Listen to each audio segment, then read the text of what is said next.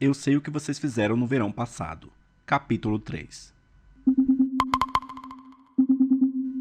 Havia um carro estacionado na frente da casa dos James quando Julie entrou na rampa de acesso da garagem.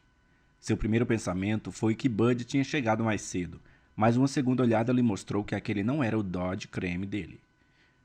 A porta da frente da casa estava aberta e vozes atravessavam a tela e chegavam aos seus ouvidos enquanto ela cruzava o gramado e subia os degraus da varanda. Uma das vozes era de sua mãe, elevada por uma alegria incomum.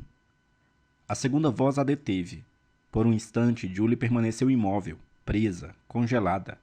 Então sua mãe, sentada no lado oposto da sala de estar, de frente para a porta, ergueu os olhos e a viu. Julie, olha quem está aqui. É o Ray. Julie abriu a porta da tela e entrou na sala, fechando a porta de madeira atrás de si. Oi, falou um pouco sem graça. Vi o carro parado aqui na frente, mas não o reconheci. É do meu pai, disse Raymond Bronson, levantando-se. Ele hesitou por um momento, como que avaliando a melhor maneira de cumprimentá-la. Então estendeu a mão. Como vai, Jules? Bem. Ela deu um passo à frente, colocou a mão na dele, segurou-a formalmente e então soltou.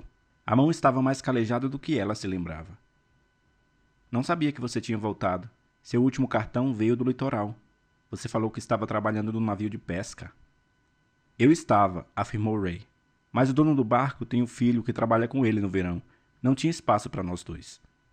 Que pena, Julie falou, porque não conseguiu pensar em mais nada para dizer. Nem tanto.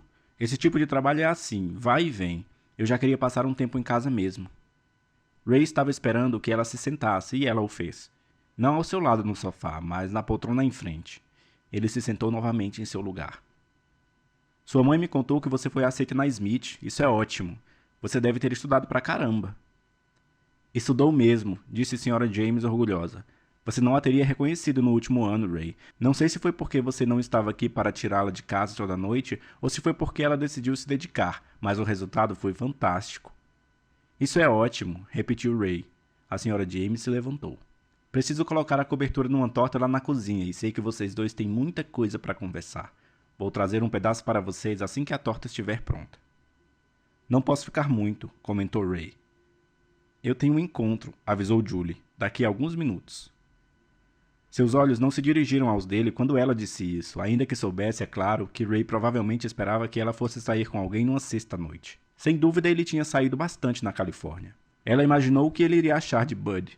Bud era tão diferente dos garotos com quem ela havia saído na escola, tão diferente de Ray, ainda que o próprio Ray houvesse mudado muito desde a última vez em que ela o vira. Parecia mais velho, estava bronzeado, o cabelo crescera espesso e cobria suas orelhas, e as sobrancelhas, acima dos felinos olhos verdes, agora eram pálidas de tão descoloridas. Como Ellen comentara, ele deixara a barba crescer. Era curta e grossa e parecia pertencer ao rosto de outra pessoa. Os dois permaneceram sentados num silêncio constrangedor depois que a Sra. James saiu da sala. E então falaram ao mesmo tempo. Que bom que você... começou Julie. E Ray disse. Eu só achei que... Os dois pararam de falar. Em seguida, Julie disse com cuidado. Que bom que você passou aqui. Eu quis dar um alô, disse Ray. Tenho pensado muito em você, só queria saber como está. Estou bem.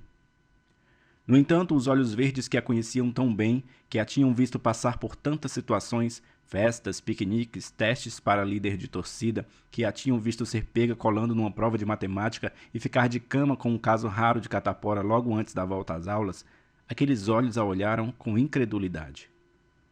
Você não parece bem, Ray falou. Na verdade, você parece péssima. Aquilo continua te perturbando? Não, eu não penso naquilo. Não acredito em você. Não penso, repetiu Julie. Não me permito pensar. Ela diminuiu a voz. Tomei essa decisão logo depois do funeral. Sabia que se ficasse pensando... Bom, que bem isso faria. As pessoas ficam malucas remoendo coisas que não podem mudar. Julie fez uma pausa. Mandei flores para ele. Ray pareceu surpreso. Mandou?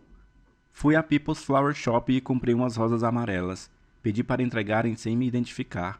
Sei que foi bobagem, que não ajudaria em nada. Eu só achei que tinha que fazer alguma coisa e não consegui pensar em mais nada. Sei como é. Eu me senti do mesmo jeito.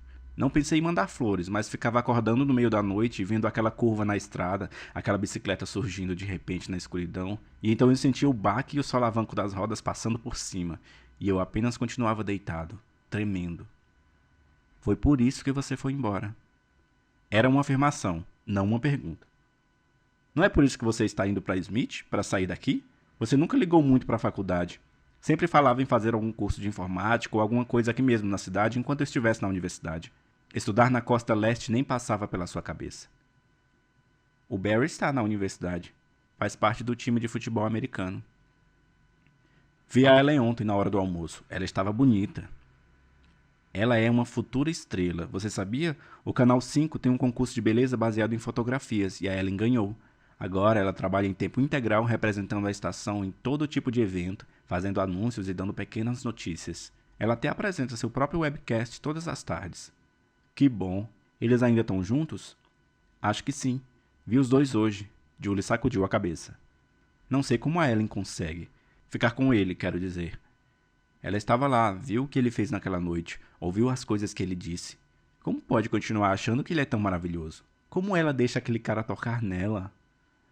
Foi um acidente, Ray se lembrou. Deus sabe que o Barry não planejou aquilo. Podia ser eu dirigindo o carro. Teria sido, se eu não tivesse ganhado o banco de trás no cara ou coroa. Mas você teria parado. Houve um longo silêncio enquanto aquelas palavras ficaram suspensas entre os dois. Será? Ray enfim indagou. Claro, Julie falou rispidamente e completou. Não teria? Quem sabe? Ray deu de ombros. Fico dizendo a mim mesmo que teria. Você acha que eu teria? Mas como podemos ter certeza? Como saber o modo como alguém vai reagir numa situação como aquela? Todos nós tínhamos tomado umas cervejas e fumado um baseado, e tudo foi tão rápido. Você chamou a ambulância, você queria voltar. Mas não insisti. Você também queria voltar, mas não voltamos. Deixamos o Barry nos convencer a fazer o pacto. Talvez eu quisesse ser convencido. Não sou melhor do que Barry, Jules. Não tente fazer dele o cavaleiro sombrio e de mim um príncipe no cavalo branco. As coisas simplesmente não são assim. Você é igualzinho a Ellen. Vocês formam a grande sociedade admiradora de Barry Cox. Vocês sempre o defendem, não importa o que ele faça. Você deveria tê-la ouvido hoje, implorando para ele telefonar no fim de semana. Que belo casal. É tão degradante. Não vejo nada de degradante em defender o namorado se ela gosta dele. As sobrancelhas de Ray se juntaram para formar aquele olhar inquisidor que ela conhecia tão bem.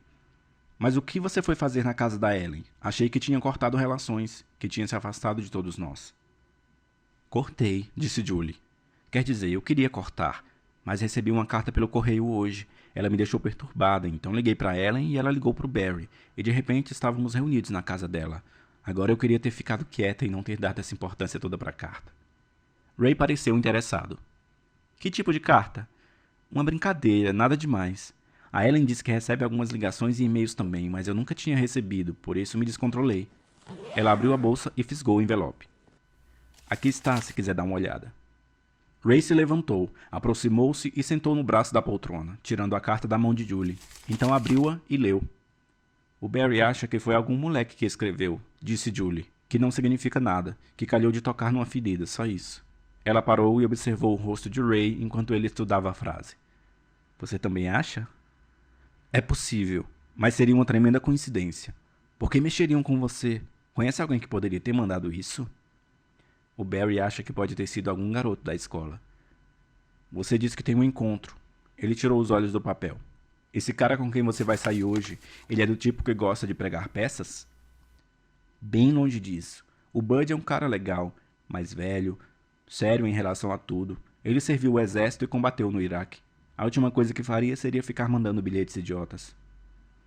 Você está apaixonado por ele? A pergunta foi tão súbita, tão fora da conversa até então, que Julie se viu desesperada. Não. Mas ele está apaixonado por você?